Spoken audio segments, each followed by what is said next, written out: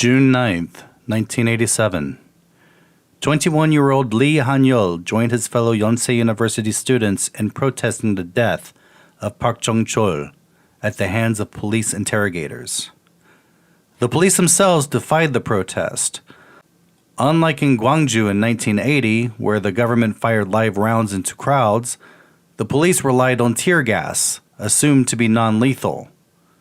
That was, until a tear gas canister hit the head of Lee Han-yeol in the head, penetrating his skull. He fell, slumped into the arms of a masked colleague in what would become the most iconic image of the 1987 June struggle.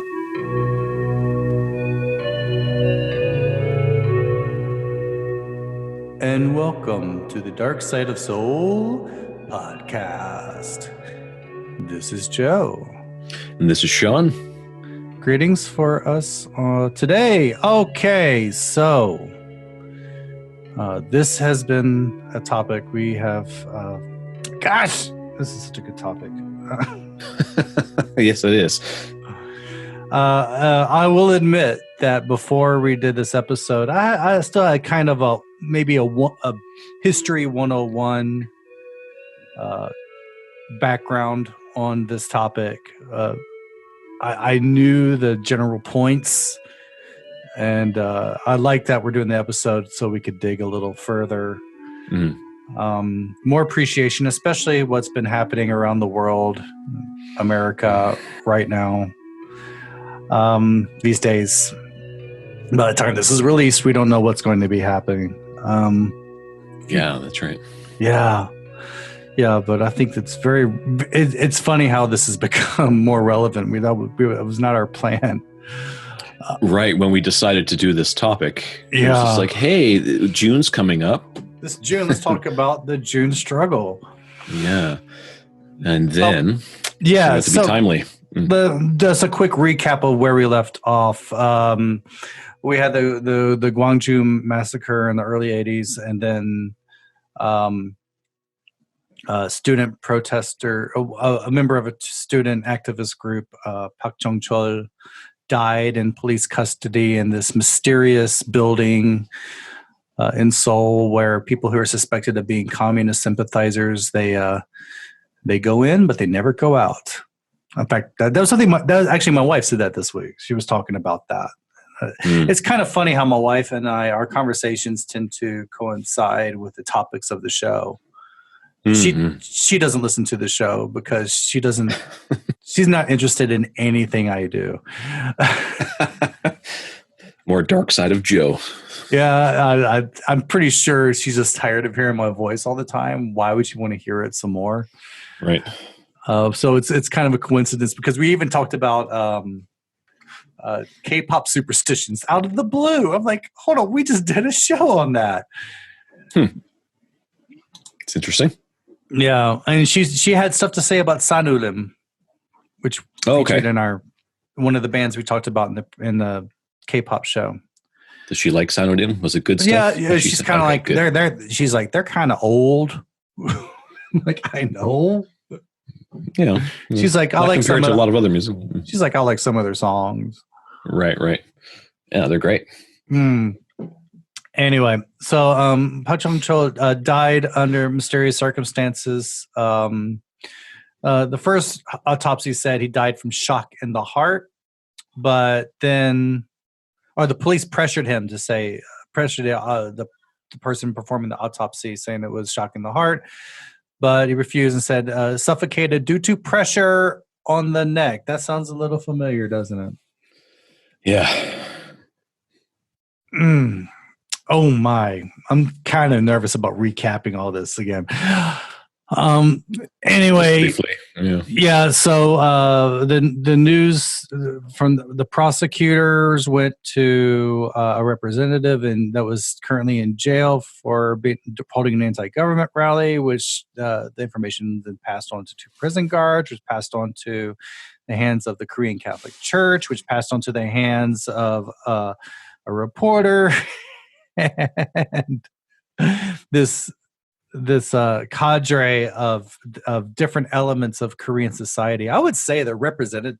That's quite a Justice League of Korean society. The clergy, the prosecutors, the reporters, and getting all involved. And then it was released in the Jungang-ilbo newspaper about what had happened. And the Catholic Priest Association for Justice, CPAJ, they planned a demonstration for June 10th, 1987. And that's where we left off. Now, one book I have referred to a bit is Michael Breen's The New Koreans. He's famous for the book The Koreans, then he rewrote it decades after he wrote the first one. It's called The New Koreans. Michael Breen is a very long-time journalist and writer in Seoul. He's been here since the 80s. And I found his account in The New Koreans another color perspective, because you want firsthand accounts. When you're studying history, there's very little beats primary sources, and Michael Breen's book I would consider a primary source from his point of view as a journalist in Seoul. And he was talking about during the street protest with the foreign press, Chun Do-won, who was the dictator. His press people were claiming that the opposition were the people that were protesting were against democracy because they took the protest to the streets instead of the ballot box. This sounds familiar, doesn't it? Because they walked away from negotiations at the table. They went and took to the streets. And the foreign press secretary said, quote, "The opposition has taken this undemocratic decision, but we hope that they will return to the table." It's so funny how history repeats itself in different parts of the world. Another reason I got so attracted to Korean history. And go back to who we talked about in the opening. So another student protest was started the day before, June 9th, at Yonsei University. You might know if you go to Sinchon Station, Yonsei, good nightlife there. And also has a Severance Hospital. Right. And not far from where Yu Young-chul buried some of his victims. Oh my goodness. Another topic we talked about on the tour. Korea's most notorious serial killer, Yu Young-chul, lived right outside what is now Sinchon Station. We'll talk about that in another show. So Yonsei. No, this is before Yonsei. They were protesting, and it was getting a little violent there. The police force back then was very aggressive, you could say, and firing tear gas canisters to disperse the protesters.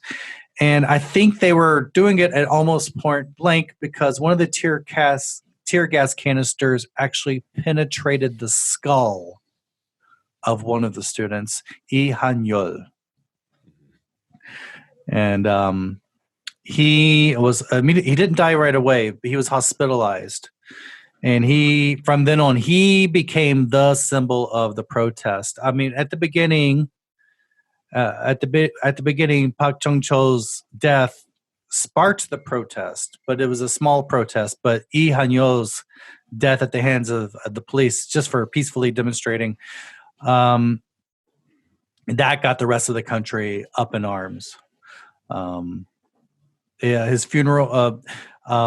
Now he lasted all the way. This is interesting because he lasted. He still stayed alive during the protest, and he died right when they ended.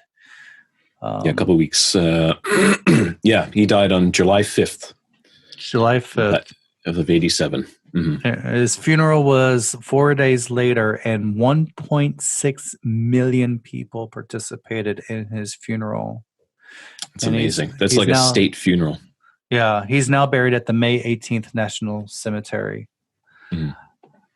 So going for before then, okay, so he's in the hospital. The demonstrations were planned for June 10th because that was when the Democratic Justice Party, which is the party that was Chun Doo-won's party, the dictator's party, they were planning to nominate, I'm saying this in air quotes, nominate his successor, which is actually his handpicked successor, No Tae-woo. So that's why they were planning these big demonstrations, was to coincide with that. It's kind of like doing the protest that's happening in America now at the same time as the Republican convention. Okay, I'm really stretching right now for connections. Anyway, major demonstrations happened around the country. Around 240,000 people in 22 cities. It just grew. It really grew beyond the usual core protesters. More and more people from different groups started joining, and this is what we've seen with protests that have been successful. Is it can start with one group, but it doesn't become successful until people from other groups join in. We saw this with the Puck and Hay protests in 2017. Is that right? 2017? Is that far back? Yeah, the sit-ins it was 2017. 2017 was the big Puck and Hay protest that got her out of office. It started off with the usual groups that we almost have like a permanent class of protesters. If you've ever been to downtown Seoul, you'll see there's always protesters there from different parties. But that one, you knew things were going to happen when you saw families bringing their children to the protest. You knew things were changing, that something big was going on. It wasn't the usual protest, because protest is, you gotta say, is one of our national pastimes in Korea. We do it all the time.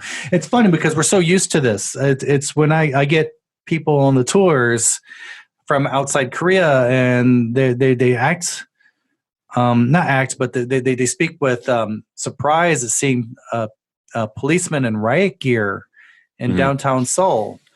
When this is normal. It doesn't have the same implications as it would, say, in America to see police in riot gear. It's just normal just to have police in riot gear here. I just say it's just kids just doing their public service. They're just there as a formality. They don't really do anything. They're just a fixture of Seoul. Yeah, make work projects.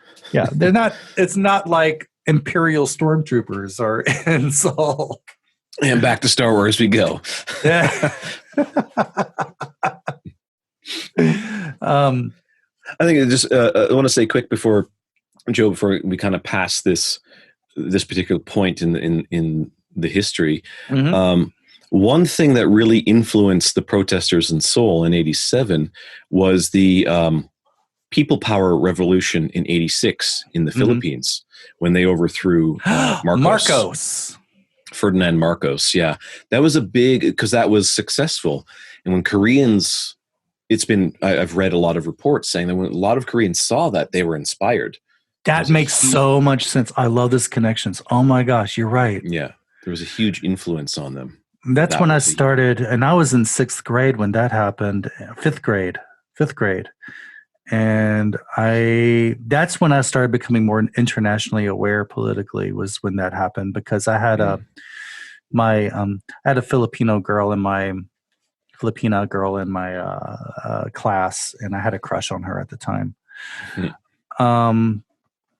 And so it was a big deal that happened, and it became a topic we actually talked about in class. And I can't even believe that people think about an elementary school in Decatur, Alabama, talking about what's happening in the Philippines. I'd say that's a pretty interesting that you had that happening. So it started to get that was an event that got me really more politically and internationally aware of the world. Right.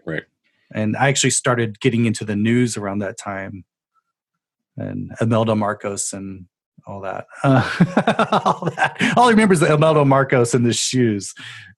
We remember. And then Aquino following that. Anyway, so yeah, okay, good point there. So the '87 protest, the '87 struggle might have been inspired by the events in the Philippines in '86. Mm-hmm. Wow. So news spread more about Lee Han-yeol's incident with his skull was penetrated by a tear gas grenade. Mm-hmm. So a rally was staged on June 18th against tear gas grenades. 1.5 million people in 16 cities. So we grew from 240,000 people to 1.5 million people. And this time, white-collar workers were joining. Just remember what I said before about when other demographics are joining, then it becomes a movement.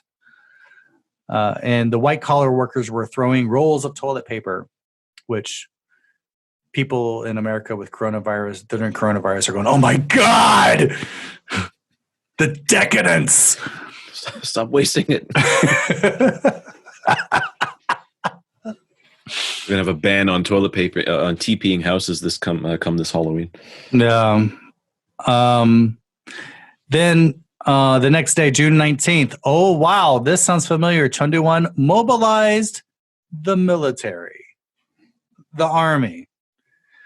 But when this was starting to happen, he feared another Gwangju massacre.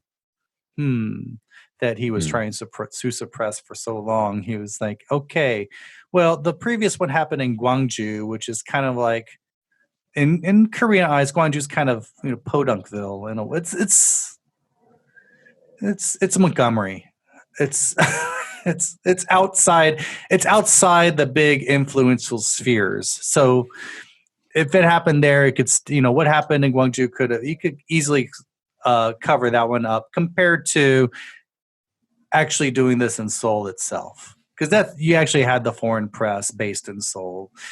Right. The whole world is watching Seoul. The Olympics were being planned for the next summer in Seoul. Right. Didn't want to have a massacre the year before in the city that's hosting the Games of Peace. Right.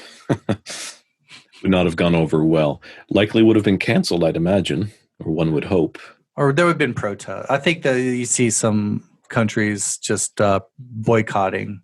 Because the 80s was also the time of countries boycotting the Olympics. Is that right? Usually the U.S. and the Soviet Union were boycotting each other, the other Olympics. The Soviet Union boycotted the 84 Olympics. Cold War boycotts. Yeah, and the U.S. boycotted, I think, 80 Olympics or one of the Winter Olympics or something. Okay. Afraid to lose against Russia in hockey, I guess. And the Russians were afraid to lose against us in gymnastics. 84 was a good year for gymnastics. And I think 84 was the year the USA chant was invented or came into prominence. Okay. Okay, we're going to change the name of the show from Dark Side of Soul to Joe's Random History Anecdotes. Joe's Rants. Rant and Joe. Just random stuff I got on here. Right. All right. So he recalled the army a few hours after sending it out. Yeah. And basically the crowds grew and grew. And it's lasting all throughout June. And so June 26th, we had the Great National March of Peace. It was over 1 million people in 34 cities. Still, the police were being aggressive. Almost 3,500 people were arrested, detained during this period. That's a lot. That's a large number. Yeah. And by this time, I think Chundu-won was seeing that he was not going to win this one. There was no way he was going to get away with this unscathed. So he was. Right. I think by this point he was trying to find out his exit plan and trying to find a way out without being hanged. Yeah, right. And he did offer renegotiation with the opposition. And at some point in June.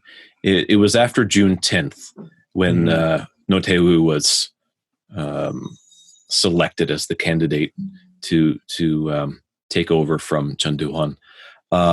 So sometime after June 10th, I can't remember the date exactly, but yeah, Chun offered renegotiation, but the opposition was like, too late, dude. It's way, way too late. That might have been when the press secretaries were going out and saying that the protesters weren't interested in democracy. These are things people say in dictator when dictators are being challenged. This is what they say. It's like, oh, they're not interested in democracy. You see this over and over again. And anti-patriots and all that kind of nonsense. So saying that they're not. Yeah, they hate their country. Right. Always. Anytime you hear anyone say that someone hates their country, your alarms should ring. Yes. Yeah, that's right. Yeah, I don't hate the country, is hate the crap that we're doing. So we're protesting for change. Yeah. They're trying to create a form of dehumanization of their opposition. So it makes it easier for them to go against them with other force. That's the first step in a war, is you have to dehumanize your enemy. That's right. And it's in far in the future, when it becomes history for posterity, if as we say, the winners write history. So all that kind of thing, when you put these people, these protesters, in a certain light, if things shift in such a way where the elites, the ruling elites, they end up being the ones writing the history books, posterity is going to look back on the protesters, the proletariat class, as the enemy. So I think that's always in the mind of a lot of people as well when they're doing these things. What's the future going to think about me? So because these people they're egomaniacs, right? It's always about them. They're the central point, right? So anyway, and maybe like how Beijing rewrote the Tiananmen Square events of 1989. Yeah, right. Yeah. As an attempt to, and just think how often was that done in history, but we didn't have digital media to catch the obvious lies when things get shifted like that. Well, congratulations, Sean. Our podcast will now be banned in China. I'm fine with that. So I'm guessing at this point, now this is another thing dictators do when they some of them take last stands, some of them find ways out, either through suicide or through making deals, find some way of getting out. And I think by this way, Chun Doo-hwan was trying to find some way of self-preservation. He wanted to take that route. So he was trying to find ways to appease everyone and get his exit. So Chun Doo-hwan, in June 29th, made the June 29th declaration. Keep in mind, in Korean history, we love to name everything after the date. Yes. And this was the special declaration for grand national harmony and progress towards a great nation. I'm going to try to say it in Korean. 금융주의 민주화와 직선제 개헌혁을 받아들여 발표한 특별선언. Is that right? Yeah, two more times. I stuttered it. Oh my God, that's a mouthful. So a speech was made by No Tae-woo, the handpicked successor we talked about, promised concessions to the opposition, and the famous 8 points. 8 points. They are, number 1, amend the Constitution to provide for the direct election of the president. So getting rid of the Electoral College, where the president picked everyone in the Electoral College. We talked about that last time. Yeah. We talked about, point number 2, revise the presidential election law to ensure free candidature and generally competitive elections, which is why during elections you will see like 12 different candidates posted and they all have to have equal space everywhere. So you can't just have like one candidate post their poster somewhere. You have to have like all 12 candidates. That's right. Posted on the wall. Yeah. And that's how we got some of the freakier candidates in presidential elections over the years. A lot of great banners, though.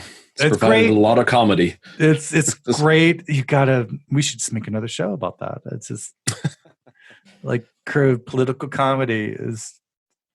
We just got so many fun characters here. Political dark comedy.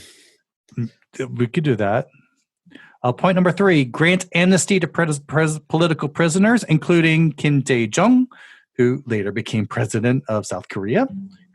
Mm-hmm. Point number 4, protect human dignity and extend the right of habeas corpus. So getting rid of those hidden buildings that we talked about at the beginning. Point number 5, abolish the basic press law and restore the freedom of the press, which we'll see how far that's really gone. I wouldn't say the press is genuinely free here, especially with we have some of the most draconian libel laws in any democracy. Excuse me. Sorry, it's a personal point. It's a personal bugbear I have about the libel laws here, having been on the wrong side of those laws in the past. Well, a lot of people complain about them for sure. And Michael Breen, who we mentioned before, has also been on the wrong side of Korea's libel laws. They're used to restrict freedom of the press, and also the reason we don't have political comedy here. Is because of the libel laws. Is you can't have satirical comedy because you run the risk of being charged with criminal libel. And oh my God, I'm going to talk about this. It is scary to be charged with criminal libel. Now, there's one thing being libel; it's usually a civil suit. Someone said, "Hey, you said something wrong about me, and I want to sue you for some money." But in Korea, even if it's right, you could get in trouble with the police. For libel, right. Where you actually get state prosecutors. And so my story was a while back. I got cheated out of my severance pay and my final paycheck from my school. And so I took them to the labor board trying to get this done. And I detailed the process on my blog of how we were doing it. I made the mistake of saying the name of the school in my blog, because I was an arrogant American thinking like, oh, it's freedom of information, it's free speech. Next thing I know, I got a scary letter from the Anyang Police Department, and they called me in for an interrogation. And freaked out. I got myself an interpreter because I didn't know what was going on. We arrived there. They said I could not use my interpreter. I had to go in there without anyone. Jesus. They had their own interpreter there, and the guy barely spoke English. The guy had studied English as long as I'd studied Korean. Why? Was he just a cop? No, he was an outside contractor. Okay, someone's cousin. Yeah. Yeah, and so they go through, and they had this giant stack of papers of evidence to use against me. It was very scary. Luckily, the department head who was interrogating me, for one, spoke better English than the interpreter. That helped. And he basically came out and said, the person who is bringing these charges against you, in my opinion, is crazy. Unfortunately, we have to investigate this, and I will recommend to the prosecutor that they drop all charges against you. Mm-hmm. Still a very scary thing. Very, very scary thing. And from that, you can see how that has a chilling effect on speech, because since then, I've been really scared to say anything about anyone that can get me in trouble. I don't want to go through that again. That's just fear. That's why I'm so, one of the reasons why I'm so mostly inactive on social media. I'm not interested in pissing the wrong person off. Yeah. Because I can be pretty opinionated. So bite my tongue a lot and bite my finger so I don't type things out. It's like, okay, yeah. Next. Lately, I've been a little bit more political on social media. I got to hold back on that. Yeah, well, current issues back in your home country. Yeah, But I've kind of also found require. that when I start opinionating publicly, I get like people on both sides criticizing me because I see people project a lot of their own views onto me. They're like they will they have this idea of what their opposition is, and they will project that ideal person onto me, and they see me as someone like the conservatives will see me as some pot smoking San Francisco hippie, and the people on the other side will see me as some racist white redneck from Alabama, and so I can't say anything. Right. So I'll Right. just sit back and I just be quiet and I'll listen. Point number 6. Strengthen local and educational autonomy. I think that's kind of been done. Point number 7, move the political climate towards dialogue and compromise. Yeah, that's a dream. And point number 8, achieve substantial social reform, which you could say something has happened. I mean, it's a much different world now, I assume, than it was back then.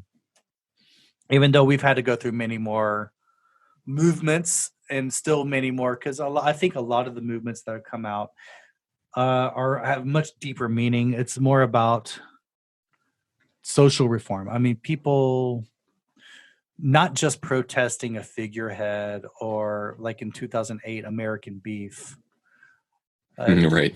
Remember that? That was huge. Yeah, it's protesting something deeper than that, which is kind of maybe the hierarchy system of people having to always be subjected to being pressed under by someone in their organization. Like I don't know. It's I think a lot of it is young people hate having to be told to do stuff by their elders just because they're their elders, or I mean, things like that of social hierarchies, and a lot of people are frustrated by social hierarchies.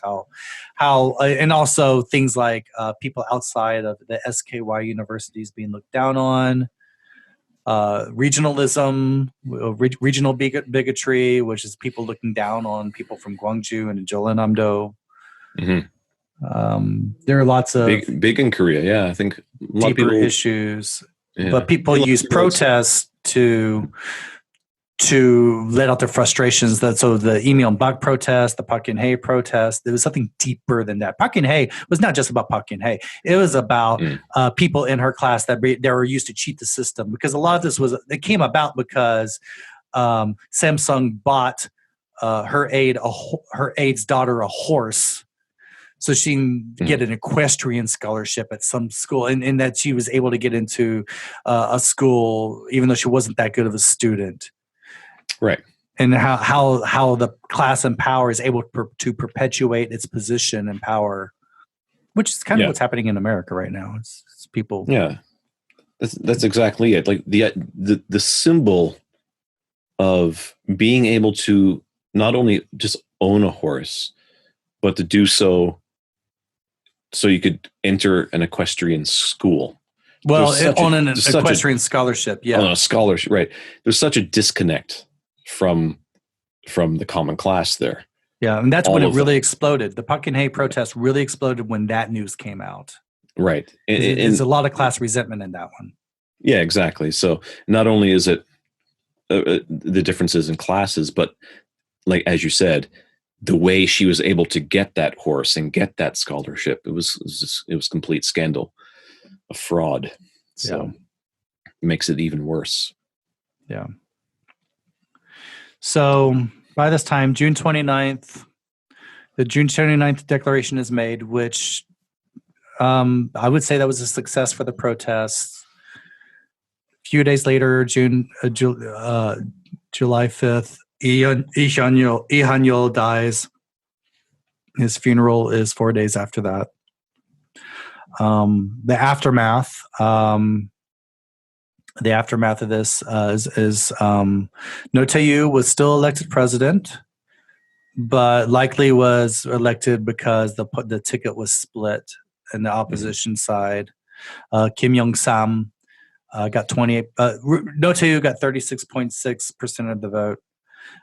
Kim Young-sam got 28%, who's another opposition candidate who was jailed for a while. And Kim Dae-jung got 27%. So 36.6, 28, 27. So Kim Young-sam and Kim Dae-jung, they were kind of the same political side. I wouldn't say, and they were friends. Yeah, they were friends initially. too. Yeah, well, politics does that to people. Yeah, right. But it was the first elections in 15 years. And from this, Korea's labor unions were mostly born from this movement. Specifically, the Hyundai Engine Trade Union was founded on July 3rd, 1987. 1,060 new labor unions were formed between July and September of 1987. So a lot of the labor union movement, which this is what I say, this is a larger movement about equality, not just against one figurehead in politics. It was all about in different parts of life, economic equality as well. There was an 89.2% turnout for those elections. Yeah, absolutely. Wow. Yeah, they were starving for direct elections. Wow, that's almost North Korean numbers. 11% off. Yeah. But a lot of people would say that the reason No Tae-woo got 36%, I mean, it actually helped No Tae-woo, was the day before the elections, there was the bombing of Korean Air Flight 858. That's right. By a North Korean agent. And of course, whenever there's some type of terrorism incident, anything that involves fear, military, the people tend to want to go with the strong man or the militaristic party. So that helped No Tae-woo out. He did continue some of the authoritarian practices of Chun Doo-won, but he served his term and left without any incident. Without trying to stay in power. And a lot of this we're still dealing with now. Move ahead. If you're doing this as a biopic, we'll go 30 years later. Right. Around 30 years later, 2005, we were still having remnants of this. In 2005, the National Intelligence Service was busted for bugging the phones of 1,800 lawmakers and journalists between the years of 1998 and 2002. So they were still doing some of the shady stuff that was part of the Park Chung-hee and Chun Doo-won dictatorships. The National Intelligence Service, the NIS, is just so much involved in all this stuff. Park Geun-hye, Park Chung-hee's daughter, the dictator's daughter, was running for president in 2011. She had previously failed to Lee Myung-bak, but it was her turn next after Lee Myung-bak got elected. And the conservative. Yeah, and the conservatives were very much in power at that time. Because after No Mu-yeon, had his impeachment. He had a very rocky time, and we'll go into that some other time, I guess. So during the election of 2011, the National Intelligence Service, they got psychological warfare agents to sabotage the internet conversations. Oh, that sounds familiar. An agency being brought in to change an election, to alter an election, and it worked at this time, and it got her elected. And during her tenure, it got revealed around the time of the protest that the Ministry of Culture, Sports, and Tourism had a blacklist of 9,473 artists for their liberal views. And it actually hurt people. Now, the Ministry of Culture, Sports, and Tourism is another organization that really just has a lot of bad behavior in its history. Strange. I know people who work there or used to work there. Bizarre place, really. Well, it covers so much stuff. It tends to get a lot of funding because it covers so much. And so it's such a haven for graft, for corruption. It's so easy to get money and just put it in your pocket and say you did something without showing any results. A lot of for me personally, this is the Korean food movement promotions that started in 2008. A lot of that money was funneled through that department, and it went to nothing. It just filled the pockets of cronies of the president, and nothing came of it. I mean, I'm really trying to find any successful campaign from the government in promoting Korean food. Korean food was going to get popular no matter what the government did, but the government spent so much money just pouring it into these silly things like getting K-pop singers to talk about Korean apples. Yeah. And the health benefits of Korean food. Which there's a lot of counters against. And creating conventions in the U.S. in Chicago talking about how kimchi cures diarrhea. Because that's what I love. It's like thinking of diarrhea makes me make my menu choices. Well, yeah, kind of speaking of that, and somewhat linked, not exactly censorship, but fear of very serious pushback. There have been scientific studies done in Korea by Korean scientists and nutritionists that indicate that Korean food just isn't all that healthy. Not any more than any other food, really, or any other national cuisine. The diet. I can go into more detail about that. Yeah, the diet. I'd say the traditional diet, before white rice became the norm, I'd say is very healthy. I love boribap. It was just barley. Yeah, barley rice. Ogokbap. Yeah. Stuff that's mixed rice is delicious, and more vegetables, and hold back on the gochujang and doenjang a little bit because there might be carcinogens in those things, or barbecue. There's carcinogens in the barbecue, and holding back on the drinking because we do have some of the highest liver cancer rates, stomach cancer rates in the world. Right. Yeah, and a lot of those studies that I've read. Performed by Korean teams of doctors, they didn't publish them in Korea, at least one or two of them, because they were afraid of the pushback. Yeah. And when I had a couple of years ago, I had some health issues. I had a stroke, Joe, as you know, and when I was getting over it, and we talked about my diet, the doctor asked me, just straight, he said, do you eat Korean food? And I was like, well, yeah, sure, I eat Korean food. I live in Korea. You live in Korea, you can't get away from that. Yeah, yes. And I love Korean food. He's like, okay. He's like, you're going to have to stop eating Korean food. And I was like, stop entirely? He's like, no. Just don't eat Korean food the same way that Koreans eat Korean food. That's what my Korean. That's what my Korean doctor told me. That's interesting. Yeah. That's interesting. And the nutritionist also suggested that as well. Anyway, to wrap things up, we started off with the building that Park Jeong-chol was tortured and killed in. It is, as of 2019, it has become the Democratic Human Rights Memorial Hall. I don't think it's really open to the public. It's open to the public by appointment. It's outside Namyong Station. And the website is dhrm.or.kr. I have a link to it in the notes. And I think that's a good way to end it. I mean, it's a good. We've gone full circle as we started there and we end there.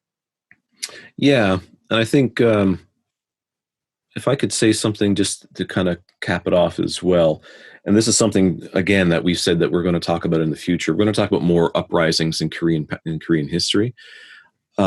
I do think kind of historically, the heart of the Korean protest culture, protesting the ruling classes, probably goes all the way back to the 12th century, when there were slave and peasant uprisings in the Goryeo dynasty, and one of their leaders was a man named Manjok. And he's one of the rare commoners who we have records of from the past. And he made a really impassioned speech in one of the one of the protests that they led in the 12th century, and that records of his speech have come down to us, so we know what he said. And I'd like to just read just quickly one portion of something that he said in that one speech. He said, "Are generals and ministers born to these glories? No, for when the time is right, anyone can hold these offices. Why then should we only work ourselves to the bone and suffer under the whip? If each one of us kills his master and burns his record of slave status, ending slavery in our land, then each of us will be able to become ministers or generals." And the very idea of becoming minerals or generals. Ministers. Ministers. A minister general is a mineral, yes. Yeah.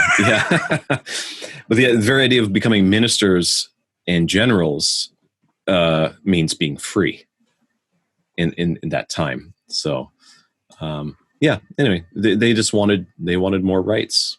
They didn't even really want anything more than that back then. They just wanted to be treated better. So that's all any of us want, really. Thank you. Yeah, that's a good one. Oh, well, thank you everyone for listening.